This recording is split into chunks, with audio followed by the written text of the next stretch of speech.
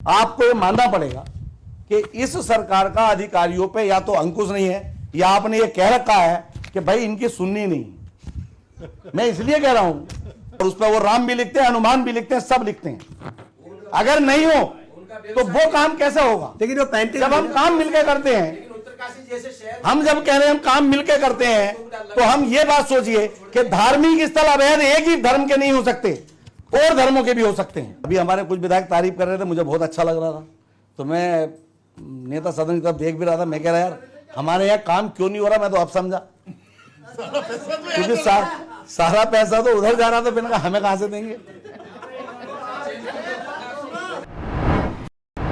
पाल Sumira residency जो किच्छा में toll plaza के पास NH9 पर स्थित है। मॉडर्न सुविधाओं, हरी भरी खुली जगहों और स्मार्ट इंफ्रास्ट्रक्चर के साथ पाल सुमीरा रेसिडेंसी लग्जरी लाइफस्टाइल की एक नई पहचान। उत्तराखंड में रजत जयंती के वर्ष पर आयोजित उत्तराखंड का विशेष सत्र के दौरान जसपुर से कांग्रेस विधायक आदेश चौहान ने सदन के भीतर प्रदेश में हावी नौकरशाही पर बोलते हुए मुख्यमंत्री से कहा कि आपने ही अधिकारियों से बोला है कि विपक्ष के विधायकों की एक बात नहीं सुननी है। इस पर मुख्यमंत्री पुष्कर सिंह धामी ने कहा उन्होंने कभी अधिकारियों को यह बात नहीं बोली कि किसी की बात को नहीं सुनना है। उन्होंने मुस्कुराते हुए कहा बात सुननी है पर ऐसी की संवैधानिक हो। चलिए अब आपको भी सुनवाते हैं सीएम धामी ने क्यों कहा कि प्रदेश के भीतर लाल, पीली और नीली चादर नहीं डाली जाएगी। माननीय सदस्य आदेश चौहान जी। वहां से आदेश हो गया। माननीय अध्यक्ष जी, आपने प्रदेश के 25 वर्ष पूरे होने पर आज मुझे बोलने का मौका दिया, इसके लिए धन्यवाद। मैं सभी जितने वक्ता हैं उनसे संबोधित करते हुए अपनी बात कहता हूं। सर्वप्रथम तो जिन लोगों ने इस प्रदेश को बनाने में अपनी जान गंवाई, उनको नमन करता हूं, उनको प्रणाम करता हूं। और अभी बात चल रही थी क्योंकि सभी लोग कह रहे थे कि भाई तारीफ भी होनी चाहिए और कमी भी बतानी चाहिए। लगभग 10 मुख्यमंत्री हमारे अब तक हुए। सबसे पहले मुख्यमंत्री हमारे नित्यानंद स्वामी जी हुए, उसके बाद कुछ समय भगत सिंह कोश्यारी जी हुए, उसके बाद नरेंद्र तिवारी जी हुए, और नरेंद्र तिवारी जी सबसे बुजुर्ग मुख्यमंत्री एज में उस टाइम थे। उनका कार्यकाल बढ़िया रहा, और आज जब 25 वर्ष पूरे होने जा रहे हैं, प्रदेश युवा है, तो युवा मुख्यमंत्री हैं जिनका लंबा कार्यकाल है, जो भारतीय जनता पार्टी ने दी। लेकिन जैसे खंडूरी जी का कार्यकाल, क्योंकि मैं उस टाइम हम भाजपा में थे, उनको भी नहीं भुलाया जा सकता। अनुशासन के मामले में अधिकारियों पे, जो विभागों पे उनका अंकुश था, वो किसी मुख्यमंत्री का नहीं है, मैं ये कह सकता हूं। क्योंकि समय पे जाना, कोई कार्यालय ऐसा नहीं था जो 10 बजे नहीं खुलता था, और आज कोई कार्यालय ऐसा नहीं है जो 11 बजे से पहले खुलता हो। अगर खुल भी गया, वो 4th क्लास का आदमी खोलता है, और 11 बजे से पहले कोई अधिकारी अपने कार्यालय नहीं जाता है। फिर हमारे बहुगुणा जी भी रहे, निशंक जी भी रहे। बहुगुणा जी ने हमारे यहाँ एक शिलान्यास किया रोडवेज बस स्टैंड का। वो पत्थर लगा, लेकिन वो पत्थर आज भी लगेगा, लगा रह गया, वहाँ रोडवेज बस स्टैंड नहीं बना। उसके बाद हरीश रावत जी आए, उन्होंने स्टेडियम बनाया, उसका शिलान्यास किया, बाउंड्री बाल हुई, और उसके बाद सरकार गिर गई, हट गई, भाजपा की सरकार आई, और दोनों पत्थर लगे रह गए, और भारतीय जनता पार्टी की सरकार ने वो दोनों योजनाएं समाप्त कर दी। वो चले गए, 17 में खटक गए ना। फिर हाँ, शिलान्यास, बाउंड्री भी बन गई, आधा पैसा लगा, लेकिन रोक दिया। तो मैं ये कहना चाह रहा हूं कि ये द्वेष भावना से काम नहीं है तो क्या है। 1,40,00,000 रुपए उस बाउंड्री बाल में लगे थे जो स्टेडियम बना, लेकिन आज वो बना खड़ा है, और वो आज जमीन सिडकुल को वापिस दे दी गई। स्टेडियम को जमीन ही नाम नहीं है। अभी हमारे कुछ विधायक तारीफ कर रहे थे, मुझे बहुत अच्छा लग रहा था, तो मैं नेता सदन की तरफ देख भी रहा था। मैं कह रहा यार हमारे यहाँ काम क्यों नहीं हो रहा? मैं तो अब समझा, क्योंकि सारा पैसा तो उधर जा रहा था, मैंने कहा हमें कहां से देंगे। नहीं, आज कुछ कम लो, वापस आ जाओ, अभी भी मौका है मान्यवर, अभी भी मौका है, अभी मौका है, आज देखी जाएगी। सुन तो लो यार। हमें, क्योंकि हमें एक साथ काम करने का मौका मिला, वो भाई युवा प्रदेश अध्यक्ष थे भारतीय जनता पार्टी के, और उस टाइम नंदा तिवारी जी की सरकार थी। तो जब सिडकुल बना रुद्रपुर में, तो वहाँ मांग करी गई कि भाई 70% लोकल आदमी को रोजगार मिलना चाहिए। तो माननीय प्रदेश अध्यक्ष उस टाइम हमारे हम साथ थे, तो हमसे कहा गया भाई एक बहुत बड़ा हम प्रदर्शन करेंगे और मांग करेंगे। सबने मिलकर साहब सिडकुल का उसके जो कार्यालय था रुद्रपुर में, उसका घेराव किया और उस कार्यालय के कांच पांच सब तोड़ दिए गए। लेकिन तिवारी जी का बड़ापन मैं कहना चाहता हूं कि धामी जी से वार्ता करके उन्होंने 70% आरक्षण को लागू किया। ये होता है बड़ा दिन, मान्यवर याद होगा इतना तो छोड़ा सरकार विधायक होते अगर साथ नहीं छोड़ते। अरे वो छोड़िए, छोड़ना नहीं छोड़ना अलग बात। तो मैं ये कहना हूं कि बदले की भावना से कोई काम नहीं होना चाहिए। अगर तिवारी जी ने ये समझा होता कि भाई ये भारतीय जनता पार्टी युवा मोर्चे का प्रदेश अध्यक्ष दबाव बना रहा है, मैं नहीं करूंगा, तो क्या होता। लेकिन उन्होंने ये नहीं किया, उन्होंने बड़ा दिल दिखाया, उन्होंने कहा कि आपकी मांग क्या है और मांग जायज लगी तो वो किया। तो मैं इसलिए कहना चाहता हूं कि मैं जसपुर की जितनी मांग है, क्योंकि मैं पिछली दुआई भी देना चाहता रहता हूं कि भाई कुछ तो थोड़ा बहुत वर्षा कर दो, कि जसपुर की मेरी इतनी मांग है, वो आज तक मेरा दूसरा कार्यकाल है, एक काम की घोषणा की है, वो काम शुरू नहीं हुआ। कि पिछली बार जो 9 नवंबर आने वाला था, तो मुझे फोन आया मुख्यमंत्री कार्यालय से कि कोई एक मांग बताइए, हम घोषणा में रख देते हैं। तो एक पुल की मांग को घोषणा में रखा गया है, उसके लिए मैं धन्यवाद भी करूंगा, कोई दुराई नहीं। लेकिन मेरे यहाँ एक डाम क्षेत्र है, उस गांव को मैं रायसु गांव के लिए प्रयासरत हूं। लगभग उन लोगों को 70-75 साल वहां बसे हो गए, लेकिन उनका अपना कोई रिकॉर्ड नहीं है। वो विधानसभा में वोट देते हैं, लोकसभा में वोट देते हैं, लेकिन न जिला पंचायत, न प्रधान, न बीटीसी, न उनका कोई डॉक्यूमेंट्स है, न उनके यहाँ विकास हो पा रहा। मैंने कहा कि उनको या तो किसी ग्राम सभा से जोड़ दो, या उनको पट्टे दे दिए जाए, आवासीय पट्टे या उनको भूमि पट्टे।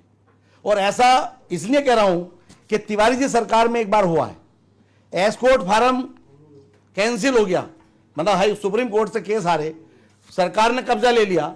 तो उस समय क्या हुआ कि हमारे जो चीमा जी हैं, जो पहले चीमा जी वो विधायक थे, विरोध प्रदर्शन हुआ, तो उन लोगों को उस जमीन में पट्टे दे दिए गए और उनको मालिकाना हक मिल गया।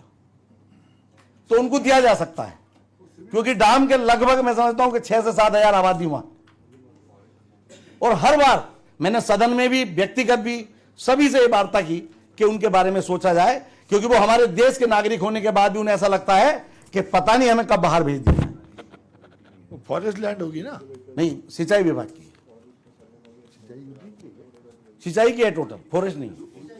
यूपी की होगी ना? नहीं, हमारी है। क्या है गांव का नाम? भोगपुर डाम क्षेत्र कहलाता है।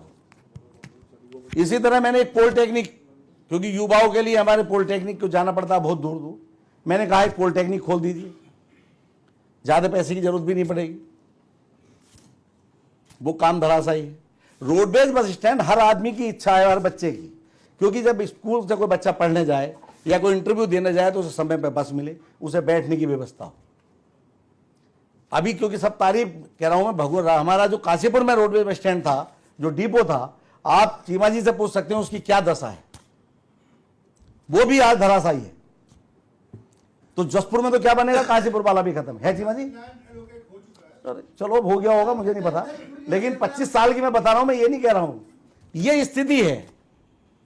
तो ये बदले की भावना से हो रही, तो मैं तो इसलिए कहना चाहता हूं, वहां तो विधायक जी चीमा जी हैं, वहां तो भारतीय जनता पार्टी के। बदले की भावना कहाँ हुई फिर? तो बदले की भावना कहाँ हुई? नहीं, काम मैं इसलिए तो कह रहा हूँ कि वहां क्यों नहीं हो रहा। तो बदले, वो पहला अकाली दल के थे ना, इसका मतलब बदले की भावना नहीं है। नहीं, बजाय बात नहीं, वो अकाली दल के थे पहले, हमें तो कमल के सिंबल। और अभी हमारे विधायक जी जो जल नल की बात कर रहे थे, आप देखिए सब विधायक तारीफ करिए, मुझे कोई बुराई नहीं है, लेकिन जब हम तारीफ और बुराई भी कर रहे हैं तो आप भी कमी बताइए। क्या वास्तव में जो पाइपलाइन बिछी है, क्या वो लीकेज नहीं है? आप जिस गांव में भी जाएंगे, पहले सुन तो लीजिए, वो लीकेज है तभी पानी नहीं जा रहा नल में। मैं भी यही कह रहा हूं, आप पूरी बात सुनिए। वो पानी दूषित पानी है, क्योंकि किसी भी बात में जाइए आप, केवल हकीकत में कहना चाहता हूं, इस बात को आपको भी कहना चाहिए। आप अगर हमसे तारीफ सुनने की हिम्मत रखते हैं तो हम भी चाहते हैं आप अपनी सरकार की कमी बताइए। माननीय सदस्य देखिए, बात यहाँ नहीं है। देखिए, केवल मजार तोड़ने से यहाँ देखकर बोलिए, या केवल आप पीठ की तरफ देखकर बोलिए। केवल मजार तोड़ने से या धार्मिक स्थल में उन्माद फैलाने से विकास की बात नहीं हो सकती। क्या एक समुदाय को हम भयभीत कर दें, क्या हम सोच दें कि आज उसको इस प्रदेश से निकाल दें? ये हमारी जो 2 बहनें हैं, ये जो पहने बैठी हैं, जिसे पछवाड़ा बोलते हैं पहाड़ में, हमारे यहाँ चुन्नी बोलते हैं, ये मेरे जसपुर क्षेत्र की मुस्लिम समाज की बेटियां और भाई बनाते हैं। और उस पर वो राम भी लिखते हैं, हनुमान भी लिखते हैं, सब लिखते हैं। अगर नहीं हो तो वो काम कैसे होगा? लेकिन वो 35 जब हम काम मिलकर करते हैं, हम जब कह रहे हैं हम काम मिलकर करते हैं, तो हम ये बात सोचिए कि धार्मिक स्थल अवैध एक ही धर्म के नहीं हो सकते, और धर्मों के भी हो सकते हैं। आज हम क्रिकेट की बात कर रहे हैं, क्रिकेट में हमारी बहनें जीतती हैं, क्या उसमें क्रिश्चियन नहीं है? क्या उसमें सिख समुदाय की नहीं है? क्या उसमें हिंदू समुदाय की बहनें नहीं है? समाप्त करिए, सभी का सहयोग इस देश में है।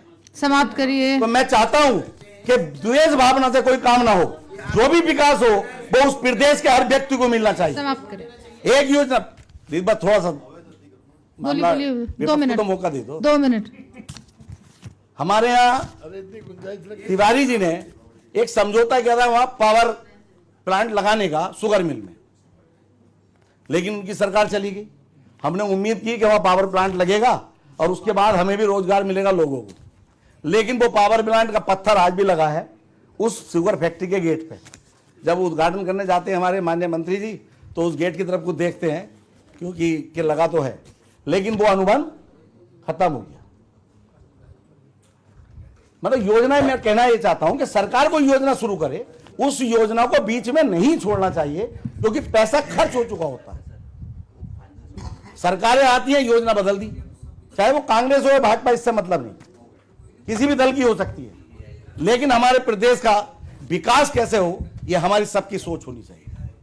क्योंकि मैं किसी मुख्यमंत्री को, 10 मुख्यमंत्री हुए, हमारे 2 मुख्यमंत्रियों का कार्यकाल बहुत छोटा रहा, तीरथ सिंह रावत जी का और कोश्यारी जी, लेकिन बाकी का 2 का कार्यकाल तो बहुत ही बड़ा, क्योंकि मैं भी बोला तिवारी जी का और मान्य हमारे युवा धामी जी का।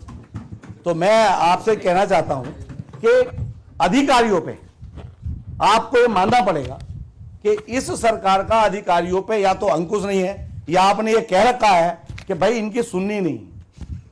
मैं इसलिए कह रहा हूं, ऐसा है ये नई लाइन ये नहीं, मैं उसका उदाहरण दे दूं। किसी भी अधिकारी को ये कभी नहीं कहा गया है कि नहीं सुनना है।